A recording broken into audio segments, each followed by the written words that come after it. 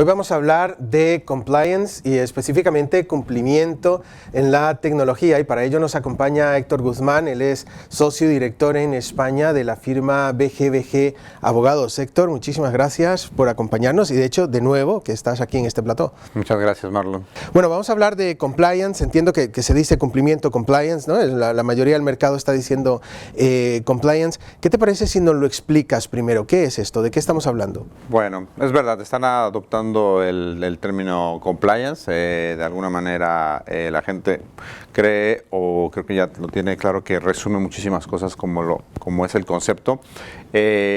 Compliance prácticamente es una cuestión de filosofía incluso. Estamos hablando ya de un modo de ser de las empresas, según la cual no solamente cumplen con lo que tienen que hacer, que es cumplir con la ley, sino que están llevando a cabo modificaciones, una evolución, un cambio de filosofía dentro de la empresa para tener un nivel de cumplimiento muchísimo más grande cuya referencia no solo es la ley. O sea, estamos hablando de buenas prácticas internacionales, de estándares internacionales, códigos de conducta, establecimiento de procedimientos a nivel transversal de todas las organizaciones, pequeñas, medianas y grandes, para tener no solamente esto que es cumplo con la ley, sino que cumplo además con un plus que me da una mayor imagen, que me da una filosofía, unos valores que yo transmito por parte de mi empresa. O sea, es algo que va más allá de ese cumplimiento normativo legal. Vale, con el que asumimos que todo el mundo tendría que estar preocupado, ¿no? Pero, y por ejemplo, a los directivos, imaginemos al director de una organización, al CEO, sí, al presidente o incluso directores departamentales. ¿Por qué les debería preocupar o interesar el tema del compliance? Bueno, yo creo que ya es esencial por parte de una organización que aspira a las grandes ligas, y no importa su tamaño, porque realmente eso ya no es una cuestión de si son 10, 50 o 500 o 5,000. Se trata de quién es mi cliente, cuál es mi mercado, hacia dónde quiero ir, hacia dónde quiero competir. ¿Por qué me debe de importar? Voy a poner un ejemplo muy sencillo que nos ha ocurrido a nosotros en la firma. Sí. Hemos querido, y lo estamos consiguiendo afortunadamente, ir hacia clientes mucho más grandes, clientes multinacionales. Y estas multinacionales nos preguntan, me parece muy bien, ¿cuál es tu política anticorrupción? ¿Cuál es tu política antisobornos? ¿Cuál es tu política de equidad de género? ¿Cuántas mujeres participan, son abogadas en tu despacho?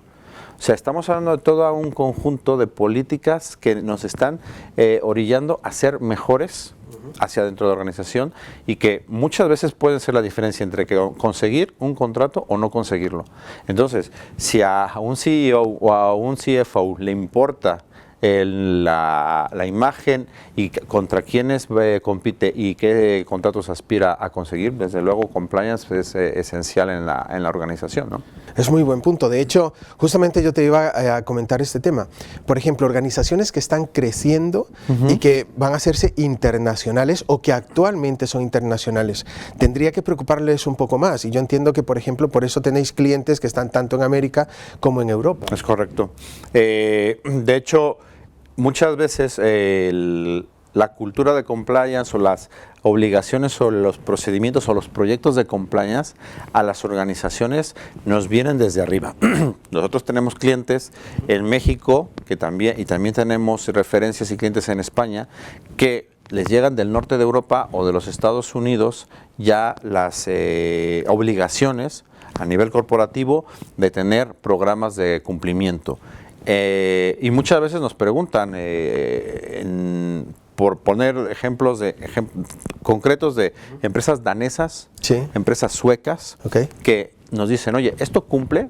Nos dice, esto cumple en España, esto cumple en México, ¿esto de qué manera lo podemos adaptar a tu normativa? Porque es que es mi política contar, por ejemplo, con un programa de whistleblowing, de denuncias, donde yo puedo tener una página web, donde puedo tener una línea especialmente dedicada para que un empleado pueda coger el teléfono y llamar y decir, he visto un caso de corrupción, he visto un caso de acoso laboral, Entonces, estas empresas danesas y suecas, y sí, creo que a muchos les resultará familiar el norte de Europa o los Estados Unidos, quienes imponen mucho este tipo de visiones y filosofías, ¿no?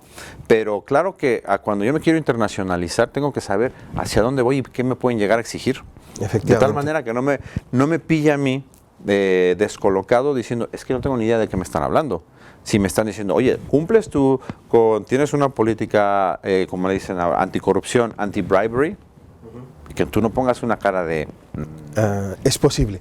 Puede ser. Entonces, que quizá ya por lo menos tengamos analizado hacia dónde vamos y qué me podrían llegar a exigir, ¿no? Yo creo que hay que estar preparados también. Con lo cual, yo creo que la siguiente pregunta tiene mucho sentido. Quienes nos están viendo, directivos de organizaciones, CEOs, dueños incluso de la organización, ellos, pues ahora, ¿qué dirían? ¿Dónde voy a echar un vistazo y asegurarme de que estoy compliance? ¿Qué hago? ¿Qué departamentos, por ejemplo, son los primeros que resaltan esto o qué actividades tendrían que hacer? Bueno, yo creo que parte de lo que es implementar el compliance en una organización pasa desde saber que va a haber una persona o un grupo de personas dedicadas a ello, no necesariamente, pero sí idealmente a partir de un cierto tamaño de organización, tiene que haber un oficial de cumplimiento, ¿no? Un compliance officer, como le quiera uno denominar, que se haga cargo de hacer una revisión global de todas las áreas, porque al final del día va a haber determinadas actividades de todas las áreas de una empresa que en un momento dado tengan que pasar por una revisión de cumplimiento preventivo. O sea, desde finanzas, incluso legal, producción, o sea, dependiendo de la actividad, evidentemente, ¿no? O sea, si soy una empresa de telecomunicaciones, tendré unos parámetros y unos estándares a lo mejor hasta más elevados que una empresa de manufactura, ¿no? Pero la de manufactura tiene que cumplir con estándares de exportación o importación, por ejemplo. Entonces, es un mundo muy interesante que afortunadamente además cambia el paradigma del abogado, porque es preventivo. Muy bien.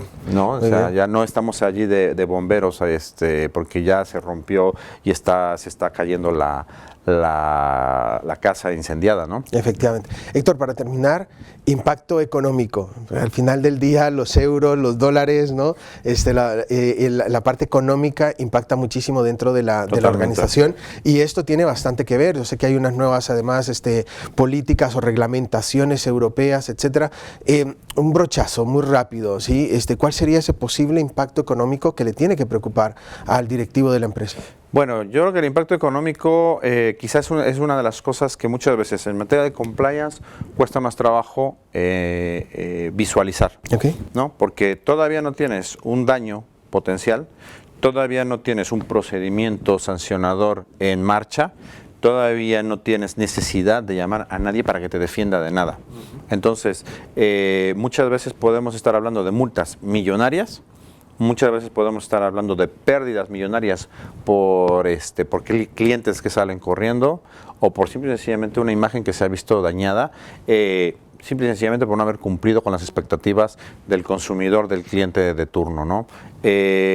Yo sí hablaría en muchos casos no solamente de pérdidas de cientos de miles de euros, sino en algunas ocasiones y en función del tipo de infracción que se cometa, ¿no? Ya la nueva normativa de protección de datos, el nuevo reglamento europeo, ya nos va a hacer pensar incluso en millones y millones de euros. Entonces, al final, es verdad, toda empresa, todo directivo va a tener que tomar la decisión, cuál es su coste-beneficio, qué es lo que le supone mejor para él, si arriesgar a incurrir en una infracción, si arriesgar a incurrir en una pérdida de reputación o si arriesgar por un proyecto planificado en el cual digo, oye, perfectamente nos sentamos aquí los próximos 6 meses, 12 meses para pulir y mejorar este procedimiento y que yo, por lo menos con los clientes que tenemos en el despacho, tenemos comprobado que dicen, oye, nos ha disminuido y nos ha mejorado, nos ha disminuido costes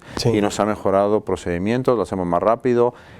Toma tiempo, no es un cambio inmediato, pero yo creo que merece mucho la pena y sobre todo cuando uno ya empieza a identificar de, oye, es que esto estaba mal ¿no? Llevamos a lo mejor 2, 3, 4 años haciendo este procedimiento mal, estos contratos los firmamos mal, esta línea de producción no tenía que haber salido así, este aviso, por ejemplo, este aviso que tenemos aquí, la política de privacidad de todas nuestras webs está desactualizada, alguien cometió un error y estamos informando mal. Hay muchísimas cosas que cuando pasa un programa de gestión de compliance pueden mejorar muchísimo. Muy bien, pues muchísimas gracias por venir y contarlo. Yo creo que entra dentro de la gestión de riesgos y efectivamente es mejor que un seguro y además te ayuda a dormir bien. Así que Héctor, muchísimas gracias por contarlo y venir aquí a contarlo a nosotros. Gracias, Marlon.